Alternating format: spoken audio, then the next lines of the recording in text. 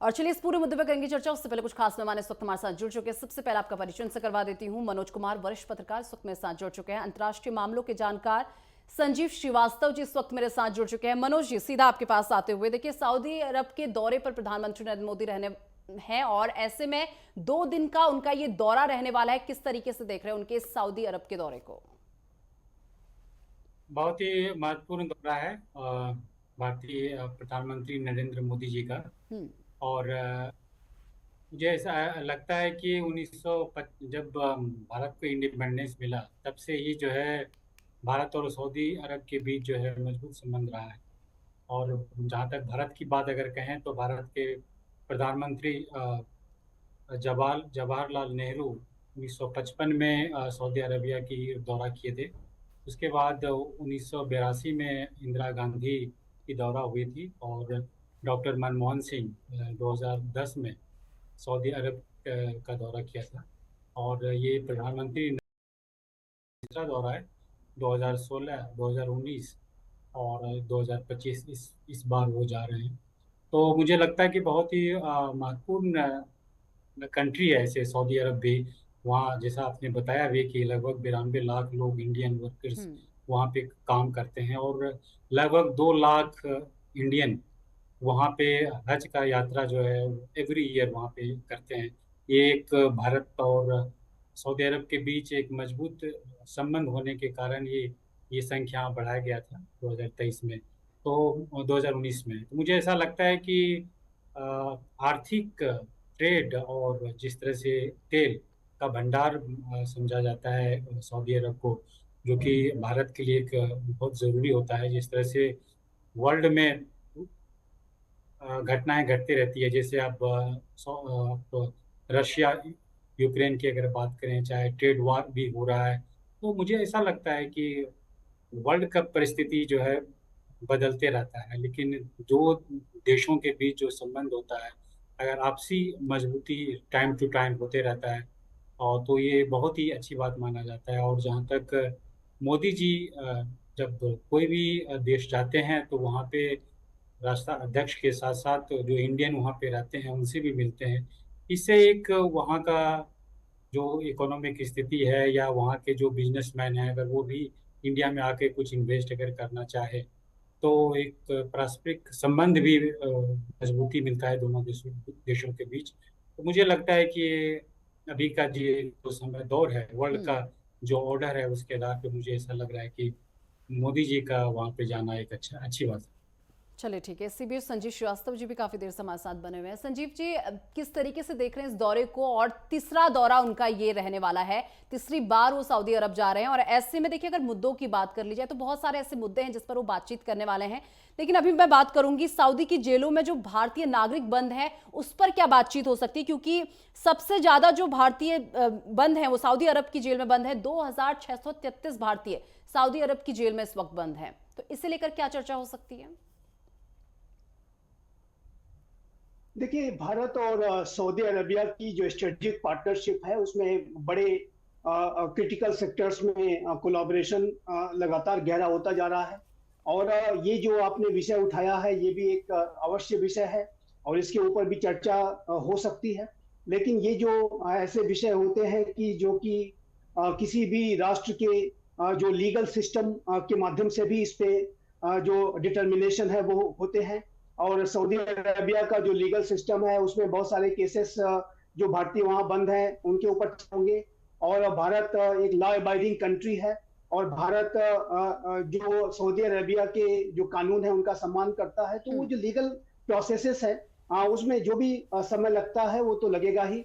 लेकिन अगर कोई ऐसा भारतीय है जो कि वो वहां पर डिटेन्ड है और उसको न्याय नहीं मिल पा रहा है तो ऐसी प्रक्रियाओं को और एक्सपेडाइट कराने के लिए, उसमें तीव्रता लाने के लिए भारत सरकार लगातार प्रयास करती है। आप जानते हैं कि भारत के प्रधानमंत्री श्री नरेंद्र मोदी के नेतृत्व का ये जो नया भारत है वो अपने किसी भी नागरिक को संकट में नहीं छोड़ता है और बिल्कुल। हर संभव उनकी मदद की जाती है। हम्म। यदि किसी भारतीय नागरिक ने कोई गंभीर अपराध कर रखे हैं, जाहिर है कि उस देश के कानून के अनुसार उसको वहां पर उसके लीगल सिस्टम में उसे गुजरना होगा। लेकिन यदि कोई अन्याय हो रहा है, अगर किसी व्यक्ति को बिना किसी कारण की वजह से उसको संकट में रखा गया है, जेलों में रखा गया है।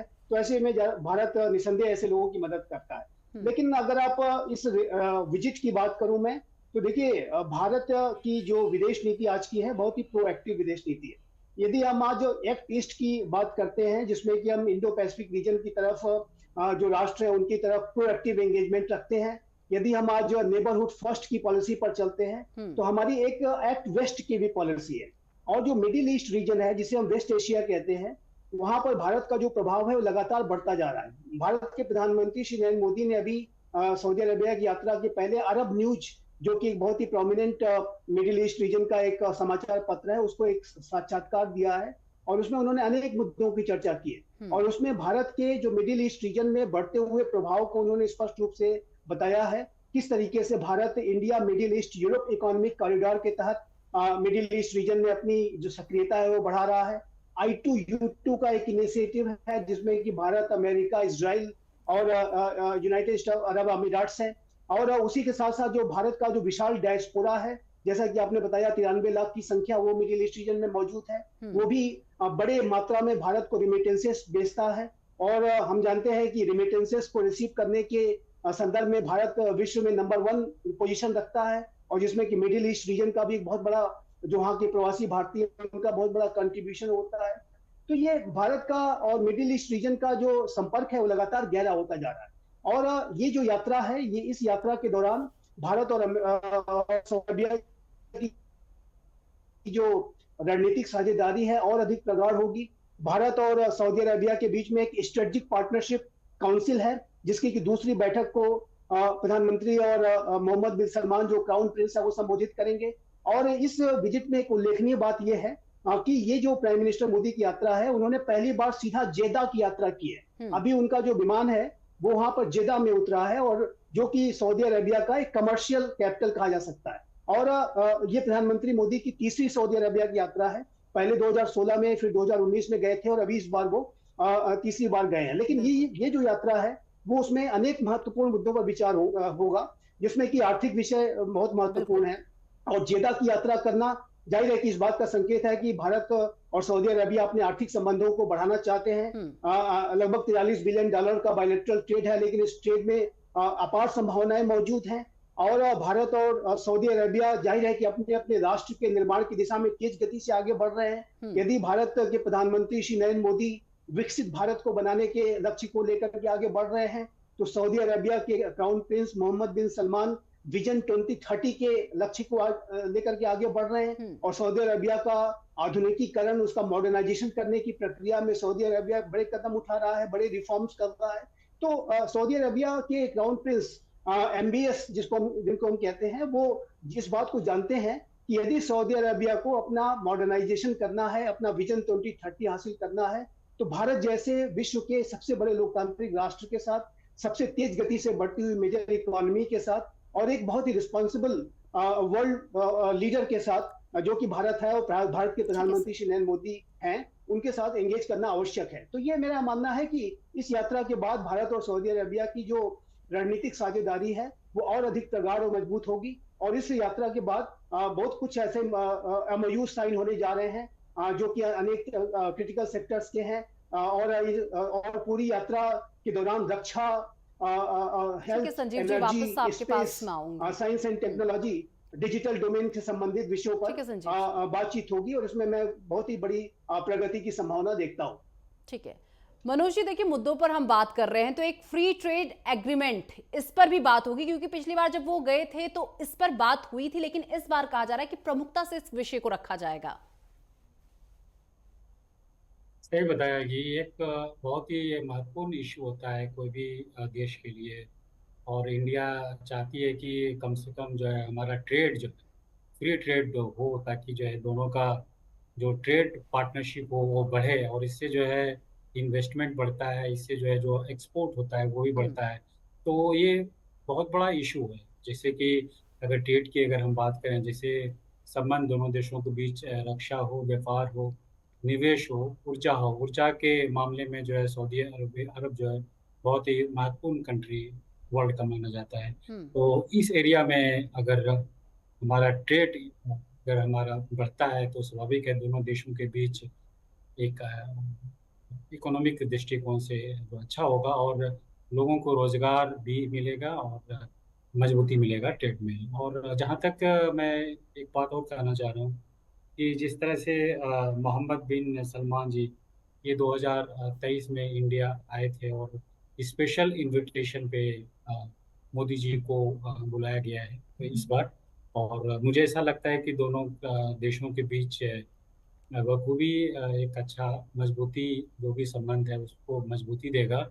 और भारत के प्रधानमंत्री जब भी विदेश जाते हैं तो डायस्पोरा से मिलते हैं, उससे जो है वहाँ के लोगों को भी एक अपनापन दिखता है, और उनको भी एक अपॉर्चुनिटी मिलता है कि अगर इंडिया में कुछ इन्वेस्टमेंट अगर करना हो, या इंडिया का जो बिजनेस पर्सन है अगर वो सऊदी अरब में आता है, क्या उनके लिए कुछ अपॉर्चुनिटीज है। शेयर ऑफ इंफॉर्मेशन होने से दोनों देशों के बीच जो है एक संबंध को मजबूती करने में सहूलियत होता है।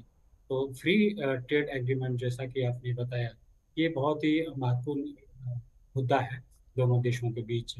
और मिडिल ईस्ट में जो है सऊदी अरबिया एक महत्वपूर्ण कंट्री है।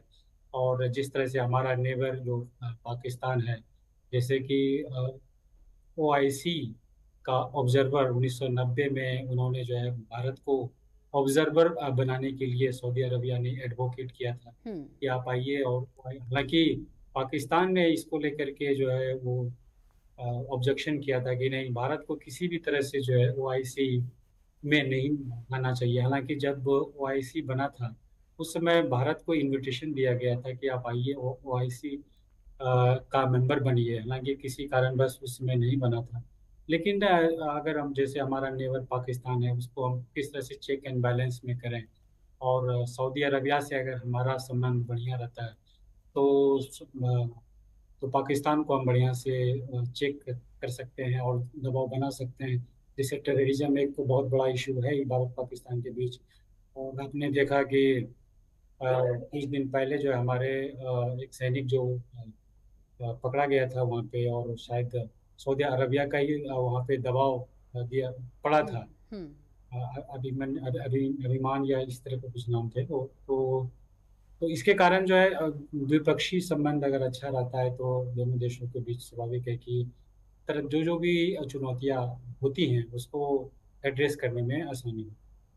ठीक है संजीव जी, सीधा आपके पास आते हुए, देखिए मुद्दों पर तो हम बात कर ही रहे हैं, लेकिन इसके साथ साथ अगर भारत और सऊदी अरब के मौजूदा रिश्तों की बात कर ली जाए तो कैसे आंकते हैं आप इन्हें? रिश्ते बहुत ही प्रगाढ़ हैं, मजबूत हैं, गहरे हो रहे हैं।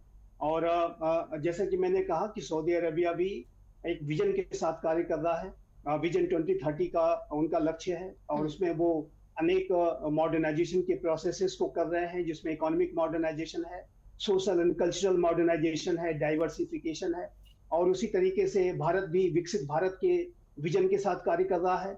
भारत जाहिर है कि 2047 तक हम एक विकसित भारत के लक्ष्य को बनाने की दिशा में कार्य कर रहे हैं।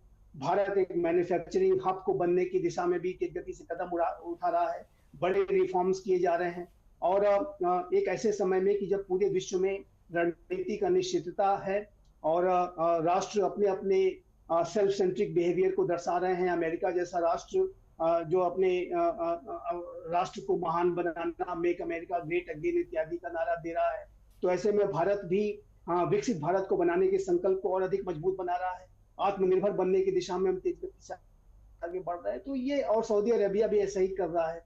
और इस प्रक्रिया में सऊदी अरेबिया भारत की महत्ता को जानता है। भारत चाहे वो आर्थिक क्षेत्र हो, चाहे वो सामरिक क्षेत्र हो, चाहे वो टेक्नोलॉजी का डोमेन हो, हर जगह सऊदी अरेबिया के लिए बहुत बड़े मददगार के तौर पे उभर सकता है। और ये प्रक्रिया चल रही है। प्राइम मिनिस्टर मोदी के कार्यकाल के दौरान भारत और सऊदी अरेबिया के संबंध बहुत अच्छे हुए हैं, बहुत मजबूत हुए हैं। पाकिस्तान ने बहुत सारा प्रोपेगेंडा करने की कोशिश की, भारत के खिलाफ अनेक तरीके की जो प्रोपेगेंडा को करके भारत के सऊदी अरेबिया के साथ संबंधों में बाधाओं को खड़ा करने की कोशिश की, लेकिन मोहम्मद बिन सलमान ने किसी की नहीं सुनी। और जाहिर है कि ऐसी बातों को उन्होंने नकारते हुए भारत के साथ अच्छे संबंध उन्होंने बनाए। एक बात मैं और कहना चाहता हूँ, सऊदी अरबिया वर्तमान समय में अंतरराष्ट्रीय राजनीति में भी एक बड़ी भूमिका निभा रहा है। आप जानते हैं कि रशिया यूक्रेन युद्ध के बीच के समाप्ति के संदर्भ में जो वार्ता चल रही है वो सऊदी अरबिया में ही चल रही है। सऊदी अरबिया उसकी मध्यस्थता कर रहा है। और सऊदी अरबिया पूरे मिडिल ईस्ट रीजन में ही नहीं बल्कि पूरे विश्व में एक डिप्लोमेसी का केंद्र बन करके उभर रहा है। और जैसे कि मैंने कहा कि भारत का जो रणनीतिक प्रभाव है, आर्थिक प्रभाव तो बढ़ ही रहा है, रणनीतिक प्रभाव भी भारत का बहुत। और भारत के प्रधानमंत्री श्री नरेंद्र मोदी जब सऊदी अरबिया के प्रिंस मोहम्मद बिन सलमान से तमाम विषयों पर बात करेंगे, तो रशिया यूक्रेन युद्ध के संदर्भ में भी जो प्रयास सऊदी अरबिया कर रहा है, जाहिर है कि उसकी सराहना करेंगे और भारत उसको अपना पूरा समर्थन दे रहा है। भारत ये लगातार कह रहा है कि सऊदी अरबिया में जो ये पीस प्रोसेस चल रहा है और एक शांति स्थापित करने के प्रयास चल रहे हैं, उसको भारत अपना समर्थन देता है। और भारत जो भी सऊदी अरबिया और पूरे विश्व के साथ जो भी अपना बेस्ट कंट्रीब्यूशन रशिया यूक्रेन युद्ध को शांत कराने की दिशा में भारत कर सकता है, वो करेगा। भारत पहले से ही बैक चैनल के माध्यम से रशिया यूक्रेन युद्ध को शांत कराने की दिशा में प्रयास करता रहा है। हमारे प्रधानमंत्री यूक्रेन की यात्रा भी कर चुके हैं, रशिया की यात्रा पर भी गए थे, अमेरिका की यात्रा पर भी गए थे। तो ये जो अंतर्राष्ट्रीय राजनीति के संदर्भ में भी सऊदी अरबिया की जो भूमिका है वो बहुत महत्वपूर्ण है और उस दिशा में भी निसंदेह इस यात्रा के दौरान बातचीत होगी और दोनों ही नेता मोहम्मद बिन सलमान और प्राइम मिनिस्टर मोदी इस विषय पर भी अपने विचारों को साझा करेंगे। बिल्कुल। मनोज जी, देखिए, सऊदी अरब केवल अब तेल सप्लायर नहीं रह गया बल्कि भारत का एक स्ट्रैटेजिक पार्टनर बनता जा रहा है। कितने हद तक आप सहमत हैं इस बात से?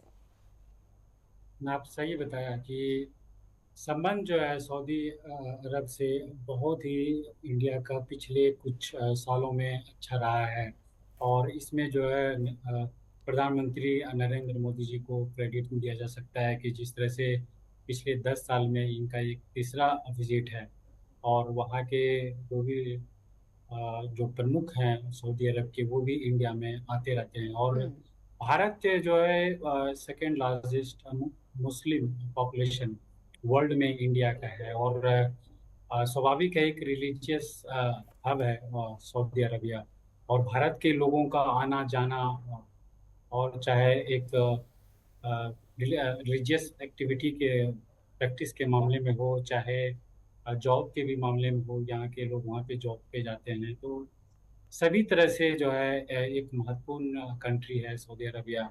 और जिस तरह से अमेरिका और सऊदी अरबिया का भी रिलेशन जो है चर्चा में पिछले कुछ दिनों से आपने सुना होगा और सब पिछले उनका अमेरिका और सऊदी अरब का एक अच्छा मजबूत रिलेशनशिप रहा है पिछले 50-60 सालों की अगर हम बात करें तो। अगर हम अमेरिका से भी क्योंकि संबंध हमारा बढ़िया रहा है, ये वाइस प्रेसिडेंट अभी इंडिया में आए हुए भी हैं और मुझे लगता है कि ये इस रीजन में मिडिल ईस्ट में सऊदी अरब एक बहुत ही महत्वपूर्ण कंट्री है। और जिस तरह से कुछ देर पहले मैंने भी कहा कि पाकिस्तान जिस तरह से हमारा नेबर है, इसको चेक करने के लिए सऊदी अरब के साथ मजबूत संबंध बनाए रखना बहुत ही महत्वपूर्ण है। जहाँ तक अगर इतिहास की अगर बात करें तो 1955 में किंग सऊदी सबसे पहले जो है इंडिया आए थे और प्रधानमंत्री जवाहरलाल नेहरू के साथ मुलाकात कर उन्होंने भारत और सऊदी अरब के बीच संबंध बढ़ाने में एक महत्वपूर्ण योगदान उनका रहा था। उसी तरह से 2006 में भी किंग अब्दुल्ला का जो है इंडिया में विजिट हुआ था और मनमोहन सिंह जी प्रधानमंत्री थे उस समय। तो कंटिन्यूस मुझे ऐसा लग रहा है कि 90 के बाद जो रिलेशन रहा है, जिस तरह से organisation of Islamic corporation OIC का जो मैंने चर्चा भी किया था कि जिस तरह से सऊदी अरबिया ने सपोर्ट किया था इंडिया को कि आप जो है एक ऑब्जर्वर यहाँ रहिए, मुझे ऐसा लग रहा है कि 90 के बाद भारत और सऊदी अरब के बीच एक अच्छा संबंध रहा है और कंटिन्यूटी के मामले में जिस तरह से मोदी जी का ये तीसरा दौरा है, मुझे लगता है कि आने वाले समय में और दोनों देशों के बीच मजबूती होगा। और जिस तरह से वर्ल्ड ऑर्डर भी है, जैसे पूर्व वक्ताओं भी ने कहा कि यूक्रेन रशिया का भी चर्चा हो सकता है और जिस तरह से इजराइल और पैलेस्टाइन में भी जो भी उनका चल रहा है वो भी इशू मुझे लगता है कि बायलैटरल रिलेशन में ये चर्चा होगी।